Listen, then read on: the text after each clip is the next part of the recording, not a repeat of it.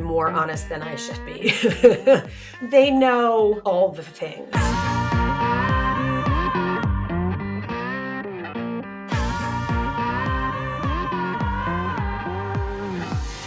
Hi, I'm Carol Podell, and this is She Takes the Lead.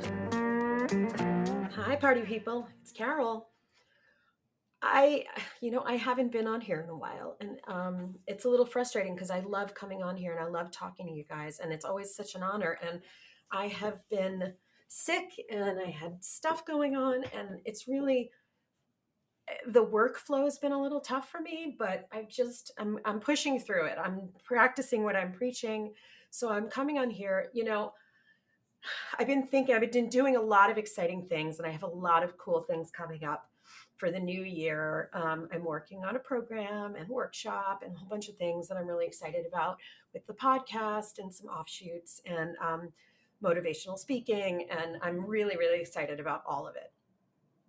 And I've been doing some interviews and I've been talking to some different people while I've been doing it. And I wrote an article for Women Thrive magazine, and it was on female friendships. It was the power of female friendships, which I really believe are so strong. Because I mean, ultimately, the article was about my experience of being a woman who actually had wonderful female friends, and then um, when I got divorced, when I really like hit my bottom, realizing how much I was holding close to the vest and not sharing with them, and that the only person it was harming was me by doing that. So that's sort of what the article is about. You should check it out, though. It's a good article and it's a good magazine, Women Thrive magazine. It's the September issue. I will put it in the show notes.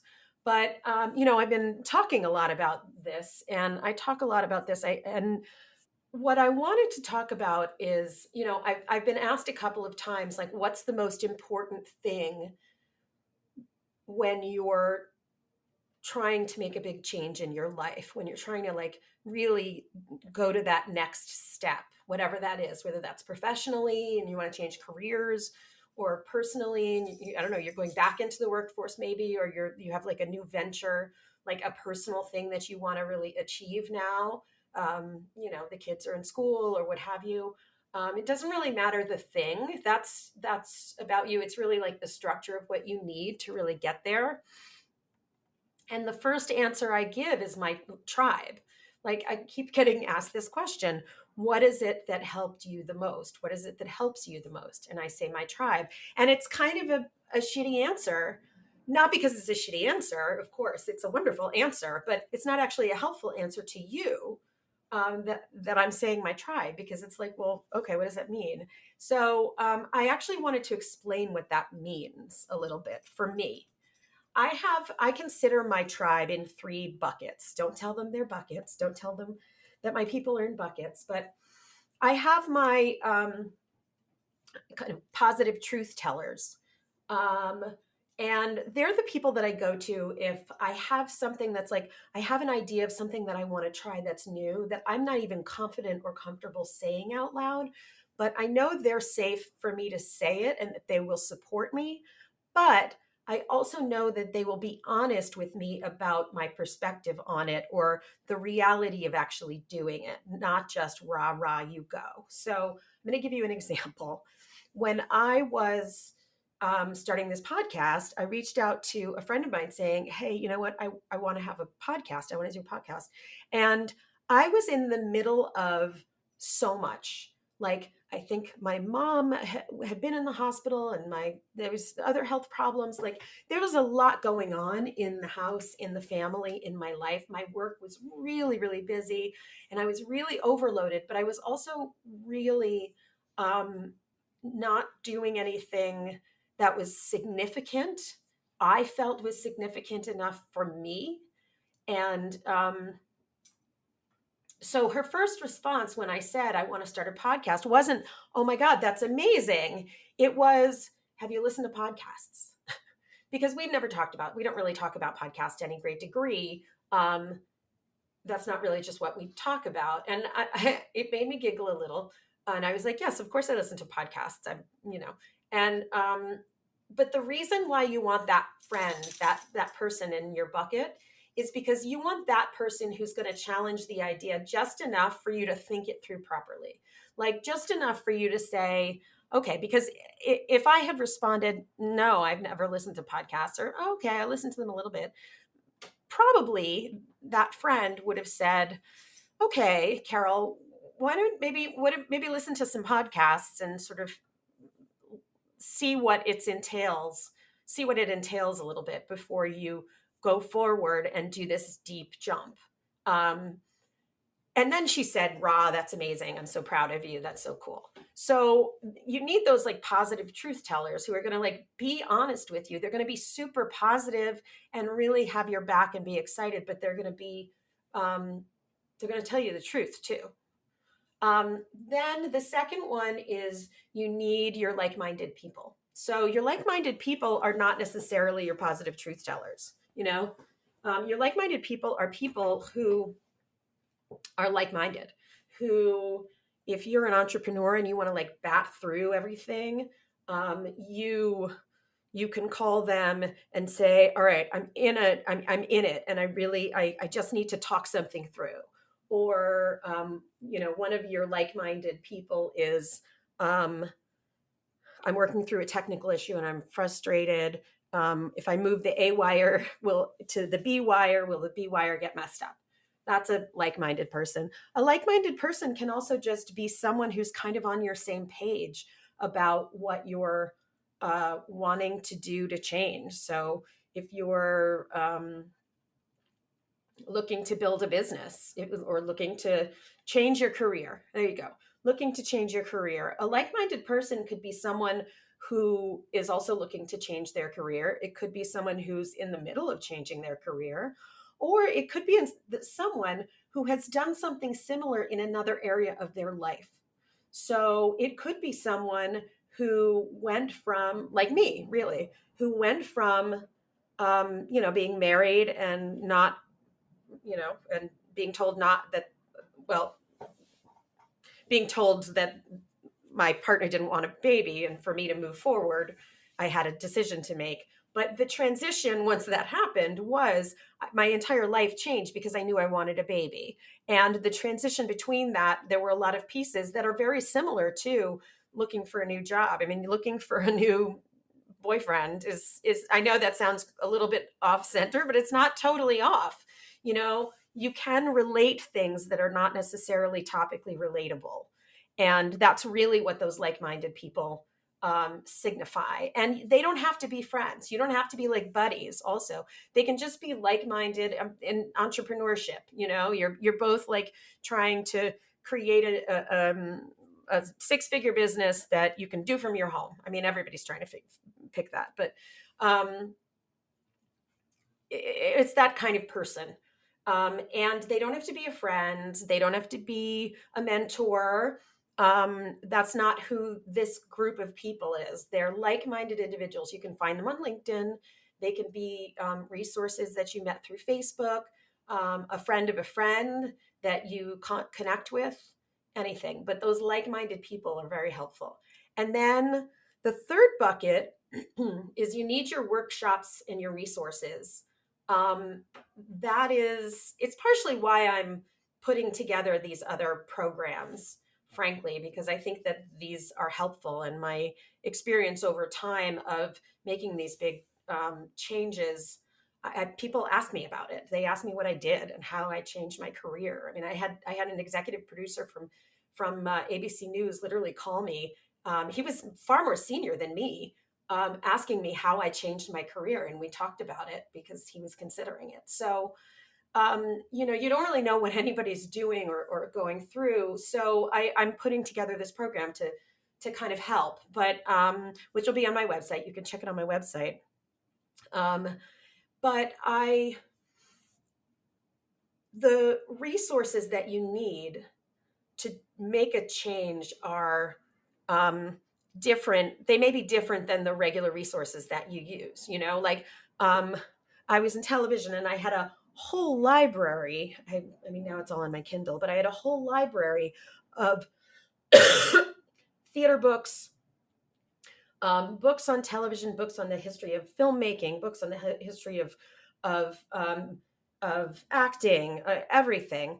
I had all of these books, and then as I started transitioning my life, frankly, into a different chapter, and I'm in a New York City apartment, so I can't actually fit all of those books in my house. As I add other books from other industries, so I started reading more books that were in the world of financial services. So I understood the business and it started to interest me. So I started, stacking up these other books that were more like financial books or books around the business of finance, or really business books is what they were. So, but you need those resources, and you kind of need those resources at the ready. Now, fortunately, we have Google, so we can do that.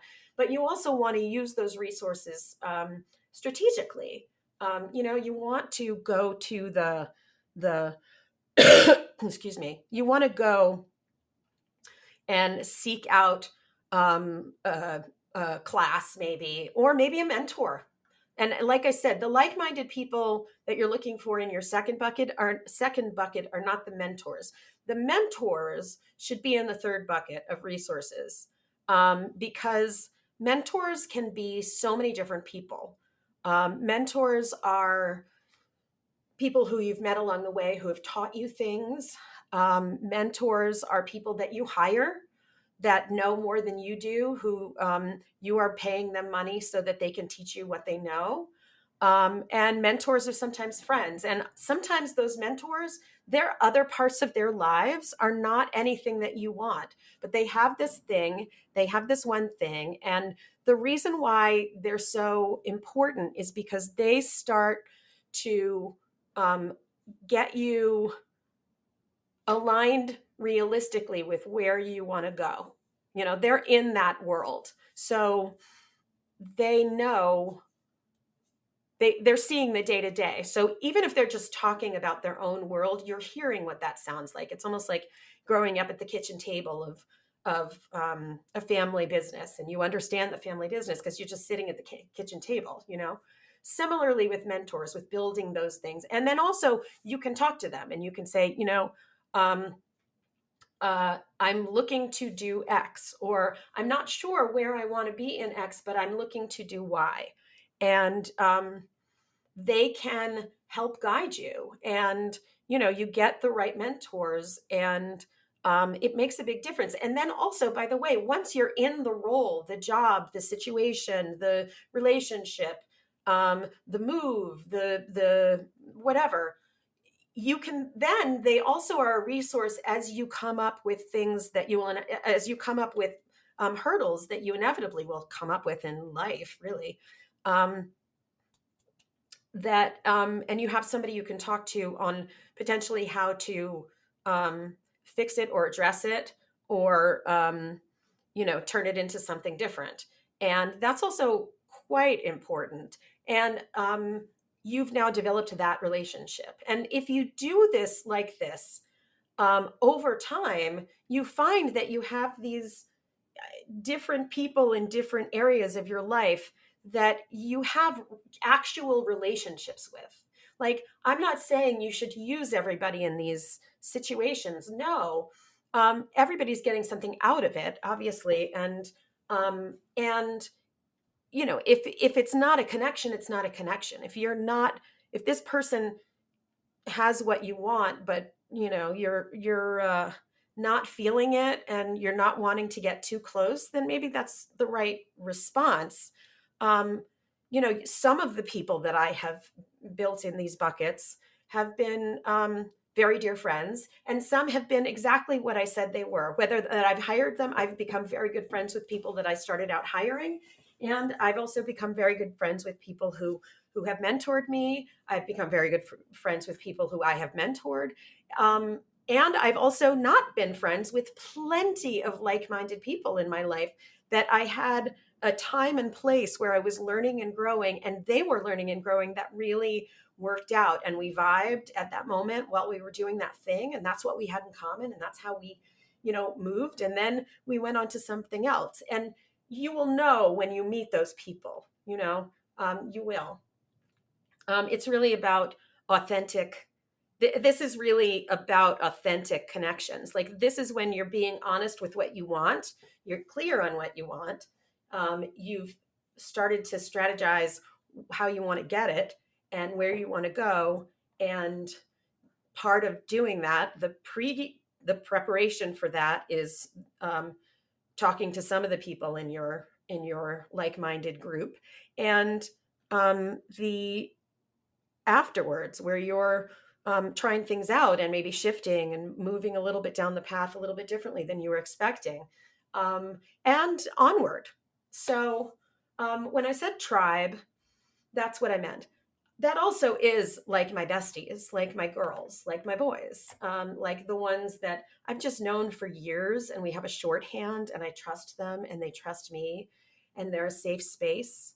And I recommend those too. And my best advice on that, and go read the article, and it doesn't just have to be women friends. That article, it was specific for um, specifically about women, and the magazine is for women, but it's men as well. Like, the relationships that you have, the deep relationships that you have with your people all around your life, mine at least, are completely ingrained in the fact that I have been probably even more honest than I should be. Like, they know all the things. I'm not saying every single friend of mine knows every single thing, but they know mostly. Like, there's a few that know all the things, like every single thing. And it kind of set me free when that happened, when everything just dropped out of the bottom, and life, I could not hide that I was not perfect, nor living a perfect life, nor happy, nor not humiliated or ashamed or any of those things. When I was just bare, is when everything really changed in that way for me. And I was actually really able to move forward and then make significant change in my own life, which is really, what this is about, is being able to live your life truthfully and to the best of your ability, um, to be happy, you know, and to be fulfilled and to bring something to the table. Oh, that's actually one more thing. Um, in any of these relationships, I do everything, and it's conscious sometimes, in all my relationships, is I do as much as I can to bring myself to the table also. Like, I try to be of service to my friends, to my mentors, to different resources. Like, I offer what I know, because that's also part of it. Like, as I've learned and grown and had the very much um, blessing of the opportunity to have all of these relationships, it's like, I want to give it away too. Like, I want to help people find it. I want others to know how to do it. um, and I mean, honestly, and it's very fulfilling, but it's really, if you're coming from a point of service, when you're coming from a point of, like, what can I do in this place, what can I do to help this person, what can I do, um, that creates an understanding, or it creates um, it's not just that you have skin in the game. I'm talking about to, like, a someone who's a stranger, that then you're just, you're trying to meet for the first time. Um, but try to figure out your relative place in the universe of that universe is a powerful it's powerful, because it can make you feel small and realize how little you know. It can make you feel bigger than you felt, because you realize, what, I actually may know more than I think I know. And it can also be very clarifying around if that's actually where you want to be.